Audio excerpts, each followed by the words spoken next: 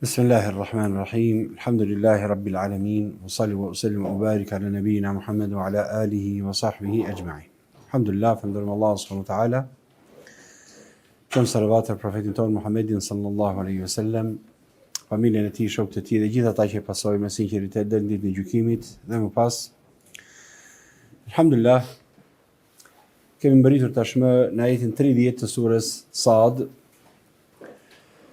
Dhe pasi folëm rreth ajeteve në të cilat Allahu xhaleshanu na tregoi për profetin e tij të dashur Davudin alayhis salam, dhe së fundmi na tregoi Allahu xhaleshanu se ai krijoi qiellin dhe tokën dhe çka mes tyre me një qëllim të lartë, me urtësi të madhe.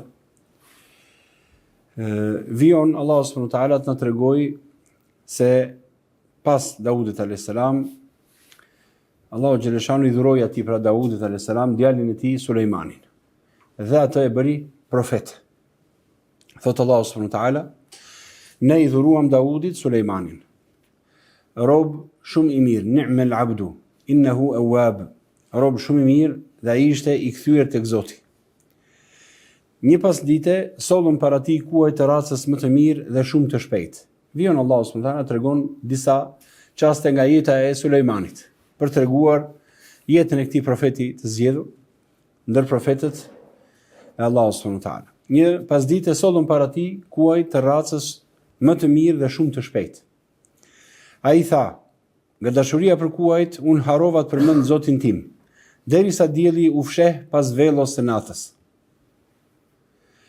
Mi ktheni ata dhe tafiqa meshan bis-suqi wal-a'naq.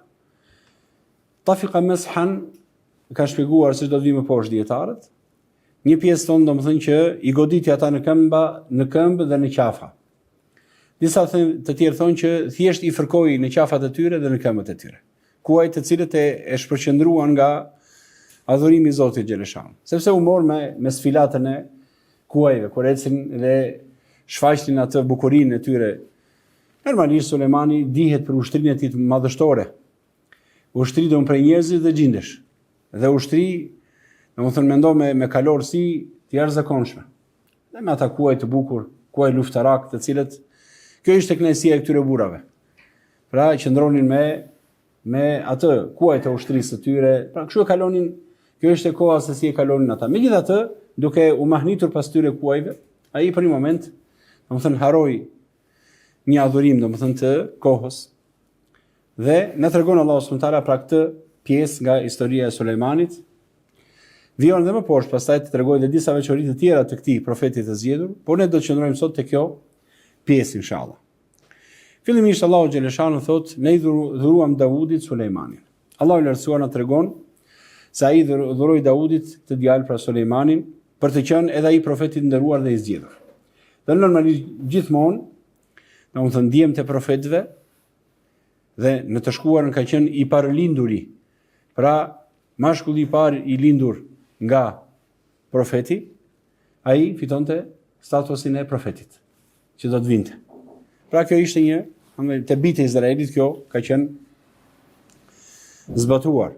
Allahu I lartësuar thot në një ajet tjetër, pra në surën Neml, o erithu Sulejmanu Davud, dhe Sulejmani e trashëgoi Davudin. Cila ishte trashëgimia që Sulejmani mori nga Davudi alayhis salam? Mori profetësinë. Pra ai u bë profet më njëherë, domethënë pas, si thon, fitoi statusin e profecisë si biri I Davudit alayhis salam. Pra në këtë radhë, edhe në këtë ajet që përmenda më sipër, domethënë trashëgoi profecinë për tij, pikërisht për këtë dhuratë bëhet fjalë në këtë ajet. Sepse përveç Sulejmanit, Davudi alayhis salam kishte edhe fëmijë të tjerë dhe bijë të tjerë, por sikur se thash, I paralinduri, I zgjedhuri mes tyre, bëhej pra profet I zgjedhur I Zotit xhaleshanu. Në vijim Allahu I lartësuar thot, duke na treguar për Sulejmanin alayhis salam, thot ni'mal abdu. Sa abdi mirë ishte ai, sa adhuruesi mirë ishte ai. Mendoj thot Allahu subhanahu wa taala ni'mal abdu, me këtë fjali habitore të themi, që tregonte mirësinë e këtij adhuruesi të zgjedhur të Allahut xhaleshanu. Ni'mal abd innehu awwab. Ishte I kthyer pra, cilësinë e Ewwab. Kush është Ewwab? Ai që kthehet gjithmonë tek Zoti xhaleshanu, i penduar, gjithmonë kthehet me adhurime tek Zoti xhaleshanu. Sa herë që gabon ose le diçka mangët, ai përsëri kthehet dhe rregullon dhe përmirëson atë. Edhe në këtë rastin ton, prapë bëhet fjalë për një Ewwab i cili edhe pse për momentin u shpërqendrua nga një adhurim, u kthye përsëri tek Zoti xhaleshanu me pendim të sinqert dhe alhamdulillah për t'u përkushtuar tërësisht Allahu xhaleshanu. Ky është një lavdërim për Sulejmanin alayhis salam, që na tregon se ai ishte i përkushtuar në vepra të mira, në bindje ndaj Allahut të lartësuar. Kush quhet abd? Ni'mal abd. Abd ai që përkryen al-ibada, ibadetin, adhurimin ndaj Allahut xhaleshan.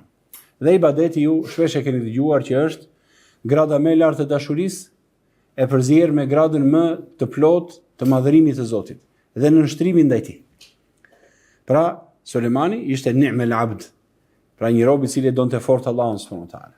Dhe ishte i përkushtuar në adhurimin ndaj Zotit, në madhërimin e Allahut xhaleshanu. Dhe kur nuk i bënte shirk Allahut subhanahu wa taala. Këtu është momenti të përmendim gjithashtu që edhe Sulejmani nuk ka shpëtuar alayhis salam nga shpifjet e bijve të Izraelit, e jehudëve. Po të shikosh librat e tyre kanë të mbushur plot me trillime për të profetë të zgjedhur. Madje trillime, domethënë të shëmtuara. Mendo, Sulejmani ka qenë ai profet i zgjedhur, mbret i fuqishëm, i cili sikurse vjen në surën Neml ose në suret e tjera, kur dëgjonte që diku nuk adhuroi Zotin, pa adhuroi diçka tjetër veç Allahut xhaleshanu, siç ndodhi me popullin e Sebes, të Belkisës, mbretëresha Belkis në Sebe, i dërgoi si thot Allahu xhaleshanu ajete të tjera, nuk adhurojnë Allahun dhe i bien në sejdë yjeve, planeteve, diellit, kemi për t'ju ardhur me një ushtri, thot, që nuk kam për t'ja gjetur anën, thot, nëse nuk kthehen. Sulejmani alayhis salam, i cili do të luftonte në rrugën e Allahut, që të adhurojë vetëm një Zot i vetëm. Të më vini të kun musliman, thot, yatuni muslimin, të vini të dorëzuar ndaj Allahut subhanahu wa taala. Sulejmani është e mundur që të adhurojë idhujt, siç pretendojnë domethënë librat e tyre. Madje me keqja pse e bëri këtë, do thuash ti. Sipas pretendimeve boshte të tyre, domethënë u sprovua nga gratë e Moabasve. Moabas, e popujve domethënë idhujtar, dhe me që ato ishin në pallat, për t'u bërë qefin atyre, bëri domethënë dhe idhuj që edhe ato të adhuronin zotat e tyre në pallatin e tij Sulejmani. La ilaha illallah. Sulejmani të bëj idhuj në pallatin e tij ose në këshillat e tij thjesht të adhuronin gratë idhujtare, as kishin shans gratë idhujtare që të afroheshin Sulejmanit. Pa le të martoheshin me të. Madje edhe Belkisa që erdhi, domethënë dorëzua Allahut, inni aslamtu ma'a Sulejman. Unë ju dorëzova Allahut me Sulejmanin. Pranoi Islamin. Dhe thua domethënë që është martuar me të, Allahu e di subhanahu wa taala. Por duhet të them çfarë trillimesh bëjmë për. Madje po të shikosh në fjalët e tyre thotë dhe Sulejmani nuk ishte si babai i tij Davidi, i cili ishte nga të dashurit e Zotit. Jo, ai ra në këtë sprovë, domethënë dhe adhuroi idhujt e Moabasve. Idhujt e tyre, la ilaha illallah. Shpifje që edhe një musliman i thjesht nuk kurrë në kurrës nuk bie domethënë në idhujtari.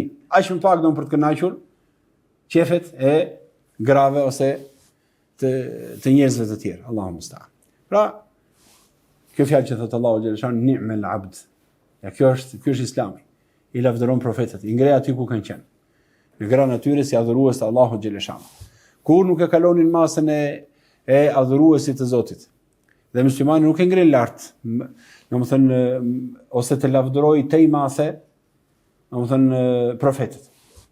Sepse të pretenduarit se janë më lart se sa njerëz, ose janë hynor ose kanë diçka, domethënë cilësi që si takojnë krijesave, kjo në fakt është hyrje për Zotin, nuk është lavdërim për profetin. Prandaj duhet kujdes muslimani nga informacionet që lexon ose dëgjon, se mos në lidhje me profetët. Besimi musliman për profetët është që profetët të gjithë janë të ruajtur nga shirku dhe kufri. Janë të ruajtur nga gjunafet e mëdha, sidomos gjunafet që kanë të bëjnë me saktësinë e transmetimit të shpalljes. Gjithashtu vëllezërit e mi, një shpifje tjetër e madhe që kanë bërë për Sulejmanin alayhis salam është edhe fakti që ata pretendonin se ai ishte magjistar. Madje pretendonin se ai arrinte të sundonte me atë sundim aq të fuqishëm që në sundimin e tij kishte edhe xhin, jo vetëm njerëz, por edhe xhindet i kishte në sundim. Si thot Allahu, domethënë shikoj në surën Sebe, dhe në surët e tjera lexo me kujdes, dhe shikosh që i kishte në nështrimin e tij xhinën. I friti ishte në shërbimin e tij. Ishte gati domethënë ta urdhëronte të shkonte të merrte fronën e Belkisës, siç vjen në surët e tjera. Por nuk është e vërtetë as pak që Sulejmani sundonte nëpërmjet magjisë. Në fakt to i përhapën, domethënë mohuesit pas kohës së Sulejmanit. Nëse lexoni në surën Bekare, ajeti 102 që flet për magjin, pra që tregojnë që jehudët filluan të përqafuan magjin. Jehudët filluan të përqafojnë magjin dhe ta përvetsojnë atë dhe nëpërmjet saj pastaj nënshtronin dhe domethënë manipulonin njerëzit.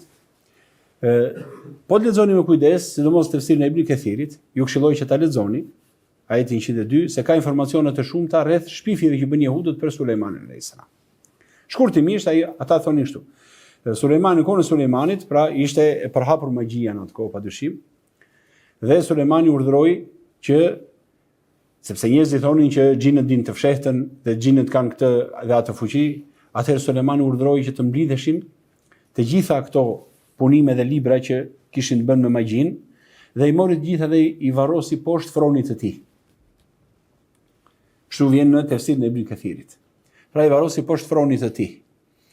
Dhe nuk lejonte askënd domethënë që të afrohej. Madje ishte me ruajtje nga Zoti, as shejtanët dhe xhin nuk afroheshin dot që të vithin ose të merrnin diçka prej kësaj. Dhe kushdo që guxonte që të pretendonte se xhinët dinin të fshehtën ose të bënte thoshte fjalë shirku dhe kufri, domethënë i ekzekutonte. Por pasi ndroi jetë Sulejmani alayhis salam, vjen iblisi i mallkuar, siç e sjell Imam Ibn Kathiri pra në tefsir, nuk e bazuar në gojdanat ose tërgimet e popujve të shkuar, dhe thot, vjen iblisi në formë njeriu. Dhe u thot një grupi nga bijtë e Izraelit. Ju thot, a dëshironi që të keni një pasuri dhe pushtet që kur të mos ju merret nga dora, ta keni gjithmonë vazhdimisht ju. Tha, çfarë është ky pushtet? Shkoni dhe gërmoni në filan vend. Dhe aty do të gjeni një literaturë shumë të gjerë, përmes së cilës do të keni forcë dhe fuqi dhe pushtet të madh që kur nuk do t'ju hiqet nga duart. Ky ishte iblisi vet. I tha, hajde dhe ti me ne. Ai nuk afrohej se çdo kush që afrohej prej xhinëve në këtë vend përvoloi digjej nga Zoti. Dhe ai thoshte, ju shkoni, hapeni. Dhe unë këtu jam, nëse ju nuk e gjeni atë, eja dhe më vrisni. Jam në dorën tuaj. Dhe shkuan dhe i gërmuan dhe i nxorën njerëzit. Shumë kohë pas Sulejmanit, pa njerëzit që kishin harruar besimin, ishin larguar nga principet e sakta të besimit dhe i nxorën këto libra dhe filluan të përvetësonin ato. Pra, dhe ata pretenduan, pastaj filluan të nxorën fjalë, lloj fjalësh që edhe Sulejmani i sundonte njerëzit nëpërmjet pikërisht kësaj magjie. Dhe Allahu xhaleshanu zbriti këto, domethënë wattaba'u ma tatlu shayatinu ala mulki Sulejman. Dhe ata ndiqnin atë që domethënë lexonin shejtanët në sundimin e Sulejmanit, në kohën e Sulejmanit. Dhe thot Allahu, wa ma kafaru Sulejmanu, walakin ash-shayatin kafaru. Nuk bëri kufër Sulejmani, por shejtanët bën kufër. Yu'allimuna an-nasa as-sihra, ju mësonin njerëzit magjin. Wa ma unzila 'ala al-malakaini. Madje ata akuzuan edhe vetë Xhibrilin dhe Mikailin se zbrisin magjin. Dhe Xhibrili dhe Mikaili, sipas pretendimeve të jehudëve, Allahu u dhon mallkime të njëpasnjëshme deri në ditën e gjykimit, të pandërprera, dhe të shtuara ditë pas dite. Nuk shpëtuan prej tyre as profetët, as melekët e Zotit, nga shpifjet dhe trillimet. Pra, pak a shumë këto ishin një përmbledhje domethënë e asaj që thuhet për Sulejmanin alayhis salam, por Sulejmani ka qenë mbret, sundimtar i drejtë, një nga 4 sundimtarët që kanë sunduar në botë. 2 ishin musliman dhe ky ishte Sulejmani dhe Dhulqarneini, kurse 2 të tjerë kanë qenë mohues. Pra, elhamdulillah, ky ishte Sulejmani dhe Allahu xhaleshanu e lëvdon dhe thot ni'mal abd. Sa adhurues i mirë ishte Sulejmani. Prandaj çdo fjalë shpifse për të, për magjin apo për ato që fola, për idhujtarinë etj, janë trillime nga, domethënë shetan, njerëz dhe xhin që duan të devijojnë njerëzit dhe të nënshmojnë figurën e profetëve në sytë e njerëzve. Ky është lavdërim për Sulejmanin, që tregon se ai ishte i përkushtuar në vepra të mira, në bindjen ndaj Allahut të lartësuar. Ai ishte përkushtuar në adhurime dhe pendoi sinqerisht përpara Allahut të kënaqur dhe të lartësuar. Sa i mirë ishte Sulejmani, ni'mal abd. Allah e përshkroi me cilësi të lëvdueshme duke thënë rob shumë i mirë dhe i kthyer te Zoti. Ai kthehej vazhdimisht te Zoti në çdo gjendje, në adhurime të shumta, pendim dhe përunjësi, duke i shprehur dashurinë e madhe, duke lavdëruar shumë Zotin, duke i përgjëruar atij me lutje. Ai përpiqej shumë që të kënaqë Allahun e lartësuar dhe i jepte atij përparësi mbi gjithçka. Pra kjo është përshkrimi i adhurimit, sikur sa thash. Ibadeti çfarë është? Dashuria më e madhe me përunjësinë e thellë, madhërimin e Allahut xhaleshano, në nshtrimin ndaj rregullave të tij. Madje Sulejmani e kishte edhe më theksuar çështjen e ai zemërohej. Nëse kish dikush që adhuron dikë vetë tjetër veç Allahut, bëhet shirk, zemërohej për hir të Allahut subhanuhu teala. Dhe lufton në rrugën e Allahut. Që alhamdulillah të mos kishte askush mos bënte adhurime për dikë tjetër veç Allahut xhaleshano. Ibn Abu Hatim sjell këtë rrëfim nga Mekhuli, kur Allahu i lartësuar i dhuroi Daudit birin e tij Sulejmanin, për të qenë edhe ai profet, erdhi koha që Sulejmani u rit dhe u bë një djalosh i urtë dhe sikur se thot Allahu subhanahu wa taala ja mësoi edhe Sulejmanit ashtu sikur se Taati Daudit i mësoi domethënë aftësinë e të gjykuarit drejt. Madje ka dhe histori do vinë ndoshta në mësimet më pas. Pra edhe gjykimi i Sulejmanit, si thot Allahu wa fahamnaha Sulejman wa kullan ataynahu hukman wa ilma. Në gjykim kur gjykoi domethënë Daudi, më pas vjen që Sulejmani dhe jepi një gjykim edhe më të saktë se babai i vet. Edhe thot Allahu xhaleshanu wa fahamnaha Sulejman. Dhe i dham Sulejmanit kuptim të thellë, domethënë aftësi për të gjykuar drejt, edhe më thellësisht. Pra i dha domethënë një mirësi të madhe Sulejmanit alayhis salam. E padyshim nuk shqetësoi Daudi alayhis salam se Sulejmani i biri gjykoi më pastër ose më thellë, edhe më saktësisht, padyshim, sepse nuk ka njëri që kënaqet për birin vetë se ati vetëm. Babai vet kënaqej që biri i tij të jetë më i mirë se sa vetë ai. Pra alhamdulillah Sulejmani ishte i tillë me gjykim të drejtë. Pra kur erdhi koha pra që ai të bëhej profet, Daudi alayhis salam me pyeti: "O biri im, cila është gjëja më e mirë?"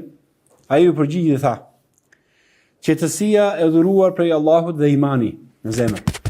Pra qetësia që të dhuron Zotin në shpirt dhe imani që të ka mbushur zemrën. Kjo është, domethënë, gjëja më e mirë. Pastaj e pyeti: "Po gjëja më e shëmtuar cila është?" Tha Sulejmani: "Mohimi pas besimit." Pra të mohur Zotin pasi e ke besuar, e ke parë dritën e imanit, e ke parë ëmbëlsinë e saj, e ke ndier atë ta mohur Zotin. Kjo është gjëja më e shëmtuar, tha Sulejmani alayhis salam. Si mund të mohoj Sulejmani? Pas besimit në Allahun një të mohoj Sulejmani. Pra, mohimi pas besimit. Cila është gjëja më e ëmbël dhe më e dashur? Përgjigje Sulejmani dhe thot: "Shpresa, mëshira dhe mirësia që Allahu shpërndan ndër njerëz." Edhe një herë. Shpresa, mëshira dhe mirësia që Zoti shpërndan ndër njerëz. E shpërndan Allahu subhanahu wa taala. Cila është gjëja më qetësuese? Sulejmani u përgjigj: "Është falja që Allahu u ofron njerëzve dhe falja që njerëzit i ofrojnë pra njëri tjetrit." Pra dhe njëherë, cila është gjëja më qetësuese që ta qetëson zemrën dhe shpirtin? Është falja që ofron Zoti, pra që kur nuk ta mbyll portën Zoti nga falja, nga pendimi. Një, dhe falja që njerëzit i ofrojnë njëri tjetrit. Edhe kjo është madhështore. Është qetësuese ta qenë Zoti. Nëse ka akoma njerëz që falin, tolerojnë, mëshirojnë mes njëri tjetrit, vallahi është diçka qetësuese. Akoma ka hajër në atë vend. Atëherë Daudi alayhis salam i thot birit të tij: "Ti je profet. Ti je profet i zgjedhur i Zotit." Pra ja dha këtë myshdë djalit të vet. Një pas dite vion Allahu xhaleshanu, sollën para tij kuaj të racës më të mirë dhe shumë të shpejtë. Gjatë mbretërimit të tij Sulejmanit i sollën kuaj të racës më të mirë dhe shumë të shpejtë. Mujahid i thot se ishin kuaj që në mënyrë demonstrative dhe me elegancë që ndronin në tre këmbë. Pra, duke ngritur këmbën e katërt dhe me skajin e thundës së saj preknin tokën. Atë shfaqjet e bukur të kuajve janë të bukur, janë të shpejtë, guximtar, futen në betejë, kuaj do në betejë, por ishte edhe të bukur në sfilatën që bënin përpara, domethënë mbretit të tyre, Sulejmanit alayhis salam. Mos harroni që Sulejmanit dhe Daudit i dha Zoti që mësonin në dinin dhe gjuhën e kafshëve. Subhanallah. Dinin gjuhën e shpendëve. Pra si foli Hudhudit apo si dëgjoi domethënë në Milingonën, subhanallahu, çfarë mirësish i dha Allahu këtyre profetëve. La ilaha illallah. Për të trokuar duke bërë sfilat dhe ti të kuptosh Në të kuptosh se çfarë ata janë duke thënë. Subhanallah. Përfituron, do thua shikuaj flasim me njëri tjetrin, flas me gjuhën e tyre kafshët. Madje edhe me njerëzit komunikojnë, subhanallah. Ka bërë Zoti i komunikojnë. I ke para ata domethënë trajtuesit e kuajve sa bukur merren vesh me kafshën e tyre, sa bukur vetë kafsha i merr vesh, edhe shqetësohet dhe e do zotrinë e saj. Kështu që mos e çuditni nga lidhja. Përfituroni Sulejmani alayhis salam, duke parë për këtë shfaqje kaq madhështore, të kuajve që ndronin në trekëm duke goditur me këmbën e katërt dhe me skajin e thundrës së saj preknin pak tokën. Ndërsa një fjalë tjetër e përdorur për shkrimin e kuajve është el gjijad. Safinat, pra kuajt më të shpejt dhe të bukur, të hishëm, fuqishëm, dhe el gjijad, pra cilësor. Ishin kuajt cilësor, më të mirët e kuajve që ekzistojnë. Që janë besnik, mendoni domethënë çfarë lloj kafshë është Kali, subhanallah. Domethënë me zotrinë e vet në shpinën e tij, lëshohet në mes të betejës, në zjarr. Në vrillimin e shpatave, edhe të luftës. Lëshohet atje edhe nëse vritet, subhanallah. Është kafshë besnik. Domethënë edhe Allahu subhanahu wa taala është betuar jo për shumë prej kafshëve, por është betuar domethënë në këtë kuaj. Betohet Allahu, wal adiyat dhabha. Betohem në kuajt thotë, që ecin me atë shpejtësi të madhe thotë, edhe që lëshojnë atë hungërimin e tyre, frymarrja e tyre domethënë. Dhe në ato shkëndije që nxirrin nga thundrat e tyre kur ecin me furi domethënë drejt mejdanit të luftës. Pra betohet Allahu xhaleshanu në këto krijesa. Pra mendoni kjo nuk është gjë e pakët kjo sfila, dhe mos ju duket si diçka më kuaj. Edhe kush do të çuditet pa ne.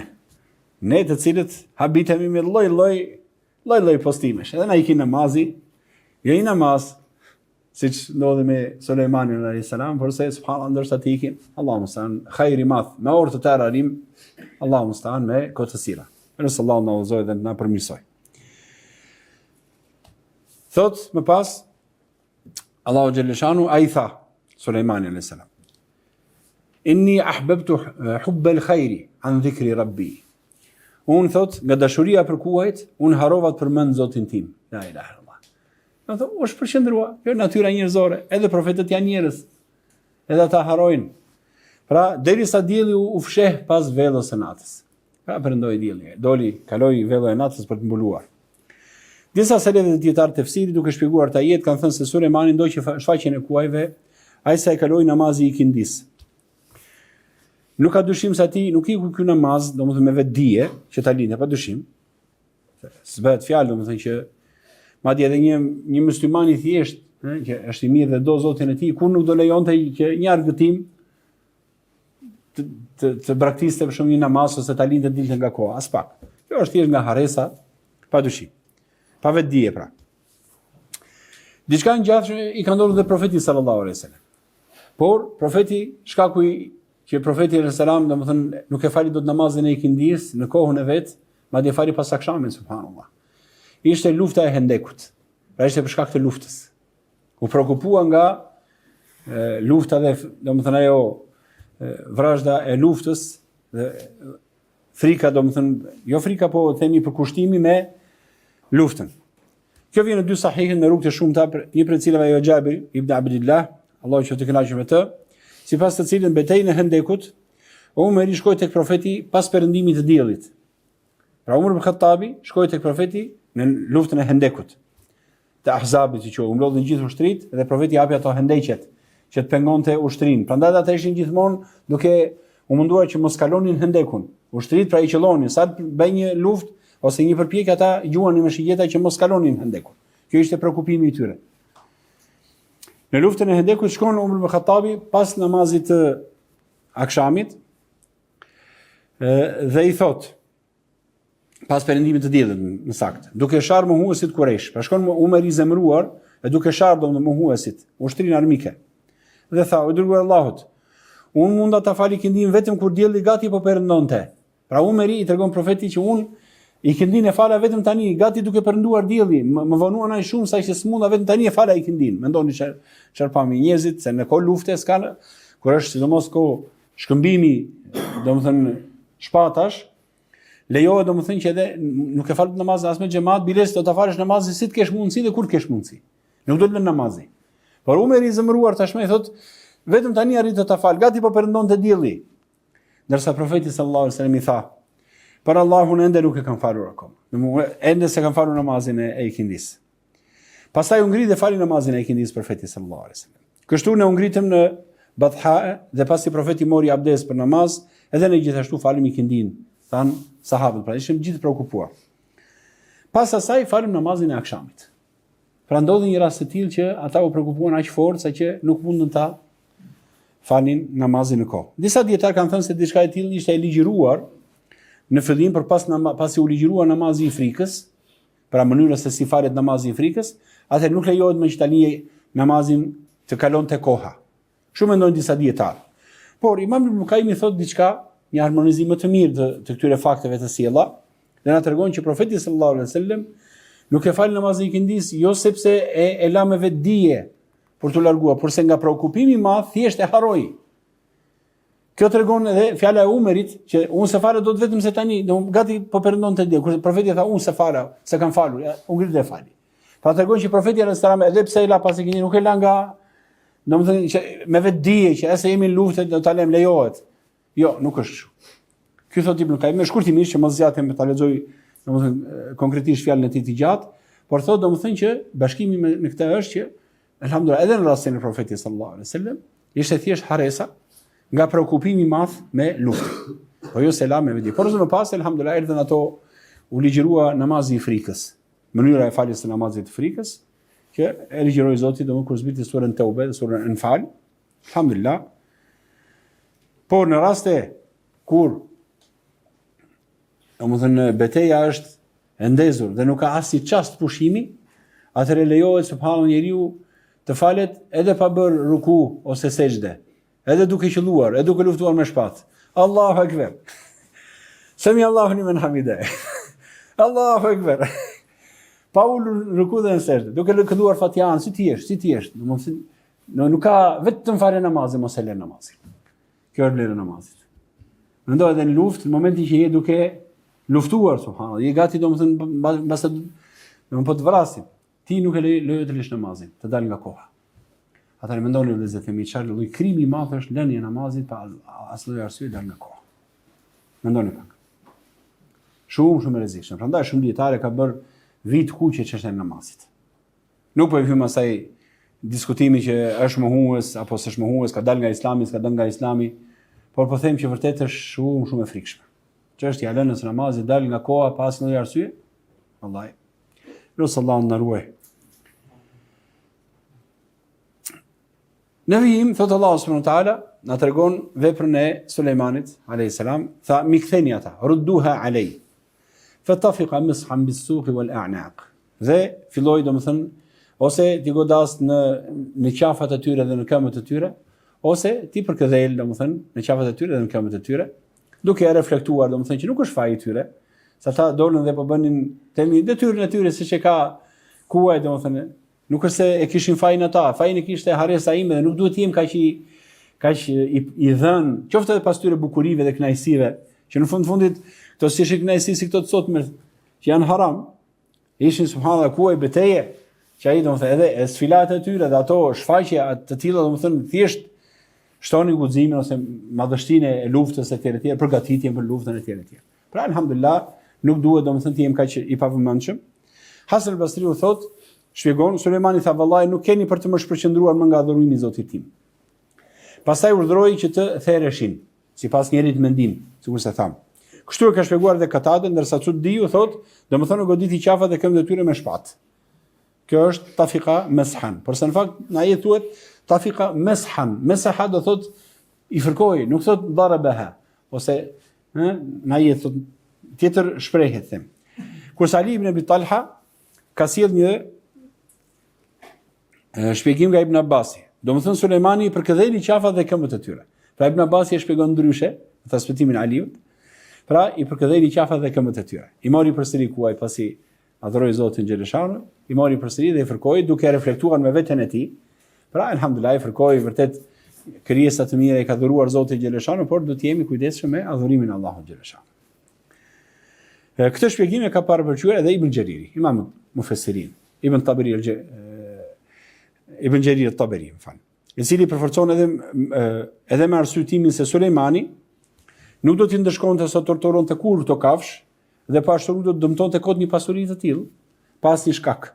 Sepse në fund ata bën detyrën e tyre. Thjesht kjo ishte detyra e kafshëve, domethënë.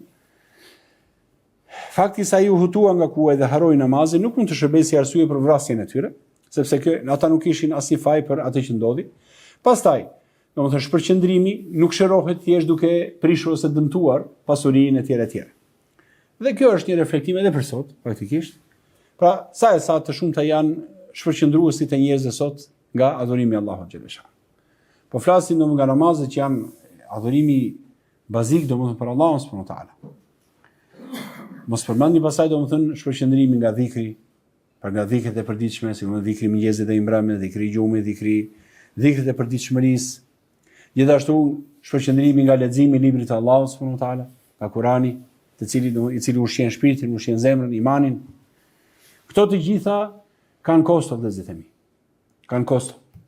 Nuk po flas edhe një herë, po them, nëse po flas Zoti na ruajt nëse arrin puna që njeriu të lërë adhurimet, vetëm se asë të shkojë ndeshje, se është një ndeshje, asë e falim namazin pastaj më vonë. Ose dalë se kam një patandje këtë, se më pëlqen kjo emision apo më pëlqen kjo, ku diun. Allahu musta'an. Kjo është pastaj njeriu vërtet ka rënë në grad nga haresa, dhe mund të ndodhë njeriu, por edhe haresën nuk duhet ta tolerojmë, subhanallahu. Para nëse ndodh që haron, kjo nuk do të thotë domosdoshmë je justifikuar, dakor, s'ke përgjegjësi, po kjo analizoj pak veten si shkove deri atje sa harrove adhurimin. Edhe haresa mund mos marrësh gjunaf, Zoti të ka toleruar nga gjunafet, nuk t'i jep gjunaf, të ngarkon me gjunaf. Por pse arritet deri në këtë situatë? Reflektimi i Sulejmanit që ishte, domethënë Awwab, që kthehet tek Allah, i kthyer tek Zoti xhalesha. Na mësojnë që gjithmonë muslimani të jetë Awwab, i kthyer gjithmonë, të analizojë gjithmonë shkaqet e, domethënë e shpërqendrimit, e harresës dhe dobësimit të përmendjes së Allahut xhalesha. Është e nevojshme njeriu të reflektojë pra edhe një herë, të ketë kujdes, të analizojë veten njeriu. Cilat janë gjërat që më së shumti më shpërqendrojnë? Cilat janë ato lloj kënaqësish që më shpërqendrojnë nga hajri? Le ta kujtoj fjalën e profetit sallallahu alaihi wasallam, që thotë: "Min husni islamil mar'i tarkuhu ma la ya'ni." Nga islami i mirë i një personi është që të lërë gjithçka që nuk i intereson, ose që nuk i sjell hajër. Dhe njeriu ose do kujdeset për jetën e dunjas, që të ketë një jetë të mirë, të ndeshme, modeste, dhe pse jo të pasur dhe të mirë don për veten e vet dhe familjen e vet, pra të punojë dhe të interesohet në këtë drejtim dhe s'është as pak gabim. Edhe pjesa tjetër, kjo është domosdoshmë edhe më e rëndësishme, kujdeset për ahiretin e tij. Pra të përmbush detyrimet e tij, të mos sënojë as pak nga ato që ka vajxhib, që ka sidomos ato që janë farz ain, pra që ka detyra individuale, pastaj dhe ato detyra që kanë ndaj të tjerëve. Domethënë kujdesi për fëmijë, kujdesi për ata që duhet të edukosh me fenë Allahu subhanahu wa taala. Pra të bëjë njeriu të përpiqet ajo që e shqetëson nga këto gjëra, do t'i vël kufirin. Ta analizoj veten të shikoj që kjo më dëmton. Nëse ti i bie domosdoshmë gjithkohë do flesh natën vonë, nuk do flesh shpejt. Po se do merresh me kotësira, me argëtime ose me kuriozitete. Edhe në rastin më të keq pas Zot na ruaj me gjunafe. Pra nëse ndodh, vazhdon gjithkohë ose të fortë, nuk fle gjumë, do ngrihesh, të nesër nëse je gati për punë. Asgjë nuk ke i Zotit të bësh. As përgjegjësinë ke për punën që do të bësh për familjen, për veten tënde, për të jetuar si njeri në jetën e kësaj dhunjaje. Edhe as adhurime do të bësh dot. Edhe çuditë po ja si mi ikën namazi. Unë vendos gjithmonë orën, po ku fle gjumë mik? Po ja nga ora 2-3 fle, nga ora 4 më zë, po ndonjëherë më 5 më zë, po. Atëherë si do ngrihesh në orën 5:30? 5 vure kokën në jastak, në 5:30 do ngrihesh, bomba të bjera, kupton? Ti s'ngrihesh nga. Pse se është e pamundur. Pra merri masat. Kjo është domethënë shumë e nevojshme që njeriu të reflektojë. Elu sallallahu subhanahu wa taala. Na bëj të përkushtuar në adhurime ndaj Zotit xhaleshan, na bëj nga ata që janë adhurues dhe të kthyer gjithmonë tek Allahu subhanahu wa taala, nuk e humbasin kohën dhe nuk shpërqendrohen nga ato që janë të rëndësishme në jetën tonë. Kaq për të mësim. Subhanakallahumma hamdik, ashhadu an la ilaha illa ant, astaghfiruka wa atubu ilaik. Jazakumullahu khairan.